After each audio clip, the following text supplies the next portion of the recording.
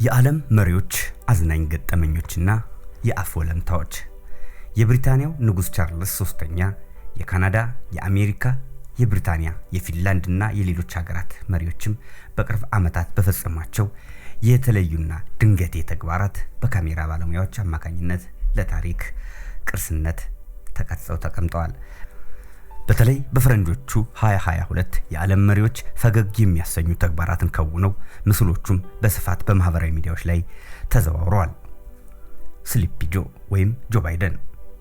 የቀድሞ የአሜሪካው ፕሬዝዳንት ጆ ባይደን በቅርብ ዓመታት ውስጥ ምን ነክቷቸው ነው የሚያስብሉ ድርጊቶችን በመፈጸም ከመሪዎች ሁሉ የአንበሳውን ድርሻ ይዛሉ።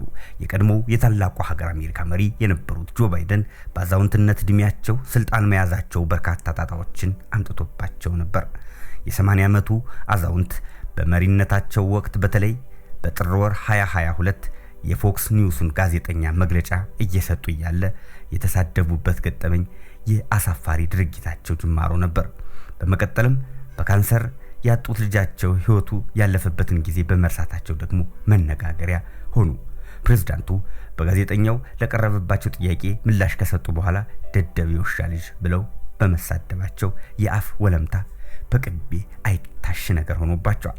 ጆ ባይደን የእስራኤልንና የግብፅን መሪዎች ስምን እያምታቱ ከመጥራት ባሻገር በመጋቢት ወር 2022 ደግሞ ከፕሬዝዳንታዊ ኤር ፎርስ 1 አውሮፕላናቸው ለመውረድ ሲሞክሩ ለ3 ጊዜያት ያህል እንደ ህፃን ልጅ እየወደቁ በመነሳት የፈገግታ ምንጭ መሆናቸው አይዘነጋም።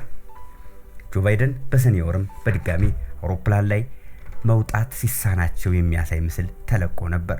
ከባይደን አስገራሚ ገጠመኞች መካከል ሌላኛው ደግሞ በሰሜን ካሮሊና በሚገኝ ዩኒቨርሲቲ ውስጥ ንግግር አድርገው ካጠናቀቁ በኋላ ካጠገባቸው ማንም ሰው ሳይኖር ለሰላምታ እጃቸውን መዘርጋታቸው እድሜያቸው መግፋቱን አሳብቆባቸዋል። ጆ ባይደን በአንድ አጋጣሚ ደግሞ ራሳቸውን ምክትል ፕሬዝዳንት በማለት ካማላ ሃሪስን ደግሞ ቀዳማዊ እመቤት አድርገው የጠቀሱ ሲሆን ስለ ዩክሬን ቀውስ ሲያወሩም የዩክሬን ህዝብና አገራቸው ኢራን ብለው ሲጠቅሱ ካማላ ሃሪስ የሩሲያ ህዝብና አጋራቸው ኢራን በማለት ስህተታቸውን አርመዋቸዋል። ከቀብር አስቀድሞ የደነሱት መሪ። ታላቋ ብሪታንያ ከ63 ሀገራት በላይ ቅኝ በገዛችባቸው የዓለምን 1/3 ምድርን በተቃራመተችበትና በእንግሊዝ ምድር ፀሐይ አትጠልቅም በተባለባቸው ዘመናት የንግስና ዘር ሐረግን ያስቀጠሉት ንግስት ኤልሳቤት በቅርቡ ማረፋቸው ይታወቃል። ይህ የንግስቲቱ ህልፈት ዜና ሲነገርም በርካታ የዓለም ሀገራት መሪዎችና ዝነኛ ሰዎች የሀዘን መግለጫዎችን በመላክ ለቀብር ተሰድተው ነበር። ከታላላቅ ሀገራት መሪዎች መካከልም አወዛጋቢ ነገር ሳይለያቸው ስልጣን የለቀቁት ወጣቱ የካናዳው መሪ ጆስቲን ትሩዶ ከቤተ መንግስታቸው የሀዘን መግለጫ ለመላክና በቀብሩ ስነ ስርዓት ላይ ለመገኘት የቀደማቸው አልነበሩም። ዳሩ ግን የካናዳው ጠቅላይ ሚኒስትር ጆስቲን ትሩዶ ለንደን በንግስት ኤልሳቤት ቀብር ላይ ሊታደሙ መጥተው ከቀብሩ 1 ሰዓት በፊት በፒያኖ ታግዘው እየዘፈኑ ሲጨፍሩ የሚያሳይ ቪዲዮ መልቀቃቸው ከዓለም ህዝቦች ገረሜታን ከእንግሊዞች ደግሞ ነቀፌታን አስገኝቶላቸዋል። የኢማኑኤል ማክሮን እሳት የላሰ ጥፊ ከባለቤታቸው። የፈረንሳዩ ፕሬዝዳንት ኢማኑኤል ማክሮን ሁሌም ለሐሜት የቀረቡ መሪ ናቸው። በብዙ ዕድሜ የምትበልጣቸውን አሮጊት ሚስት አገቡ የተባሉት ማክሮን ጭራሹን ባለቤታቸው ጾታቸውን ቀይረው ነው እንጂ በቀደመው ጊዜ ወንድ ነበሩ ተብሎ ተወርቶባቸዋል። በቅርቡ ደግሞ ለጉብኝት ጉዞ ከአውሮፕላን ላይ ሊወርዱ ሲዘጋጁ የነበሩት ፕሬዝዳንት ኢማኑኤል ማክሮን በባለቤታቸው በጥፊ ሲመቱ መታየታቸው አጃኢብ አሰኝቷል። ወትሮም ነገር የሚጠናባቸው ማክሮን ጥፊውን ለቀልድ የተሰነዘረ ነው ቢሉም የሚያምናቸው አልተገኘም። እንዲያውም ጥፊው ኃይለኛ የነበረ በመሆኑ እውነትም ባለቤታቸው ወንድ ነበሩ እየተባለ በማህበራዊ ሚዲያው ላይ መሳለቂያ ሆኖ ነበር።